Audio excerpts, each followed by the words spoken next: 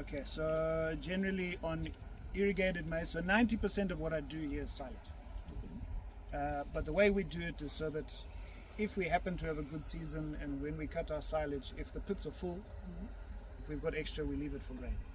Okay. So that's again another reason why we do it at around 50,000, because Good it's size, dual good purpose. size. It works for anything. So irrigated crop 727, dryland crop 659. Around 9th, 10th of January. 10th of January. Okay. 10 January. Yeah. Deep into January. Yeah. And then it didn't stop. We had 290 mils in January and 405 mils in February. Yay. 405. In 1 month. Swimming. Yeah. So, yeah, most of our, and the irrigated maize crop, I didn't plant it early because November was so hot and so dry. So I delayed the planting of the maize crop, hoping that some rains would come. It didn't. So, yeah, we didn't plant any maize before the 6th of December. Nothing. Yeah, you know, then with the challenging weather, then when all the rain came, then weed control was almost impossible. Yeah. So it's been an interesting season. But yeah, look, I think for our silage we'll get a good crop. At the end of the day, we'll get a good crop. We've still got some areas now where we can't cut. It's just oozing water out of the ground. Yeah. So we went from too wet to get in. It's too wet to get in.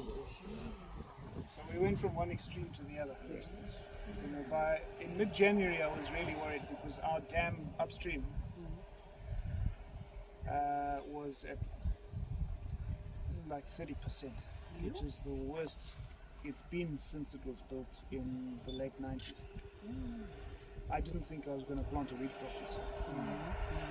Anyway, thank God now it's full and overflowing. That's good news. So we are go for wheat. Yeah. I've just got to get this out of the ground. And for armyworm, any challenges or any? Fall armyworm, no. So I complained about weed control, but you know the African armyworm. Yeah, we had it here. What is it? Plenty. Eish. But they didn't touch one milli plant. Because my weed control didn't work, they ate all the grasses underneath. So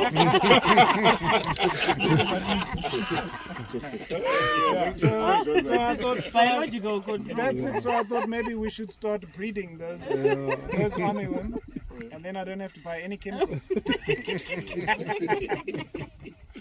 Yeah, that's an interesting one. But yeah, we had an area in particular, just where you drive in the farm, that first field there.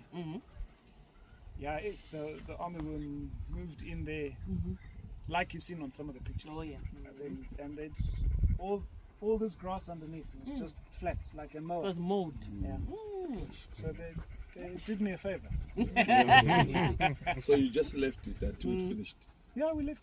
Yeah, we didn't. So you didn't spray it? No. What for? When they're eating the wheat. Biological control. It's okay. And what population did you establish your silage at? We got between 48 and 50. For silage? Yeah. And the youth? We still get our between 55 and 65 tons a hectare. So there's no need to go to the 50, 60. So, you know, a lot of guys push it higher, but obviously one of the reason, and I've tried it, the reason I don't is a few reasons. Obviously higher population, thinner stalk. And particularly here, this area, being so close to Mozambique, our storms. Oh, okay. Yeah. So there's a risk. So when you've got thin stalks like that, and that late storm comes in, and then everything's lying on the ground. Yeah. The floor. Lodging. So, and you know, the other thing I find it compensates quite a lot. You know, when you've got that thin stalk versus that thick stalk, your tonnage doesn't change much. There's actually a lot of tonnage in that big thick stalk. Okay. of course, with your higher populations, normally your cob is small. Much. So It's a give and take. it's a give and take. So generally we find that around plus minus that 50,000 is good for us. Yeah. It works. And you won't incur any extra cost anyway. That's right.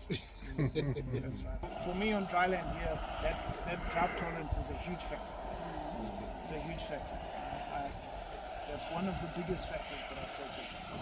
It's that first, and followed by plant height, followed by staging. That's kind of my order of priority.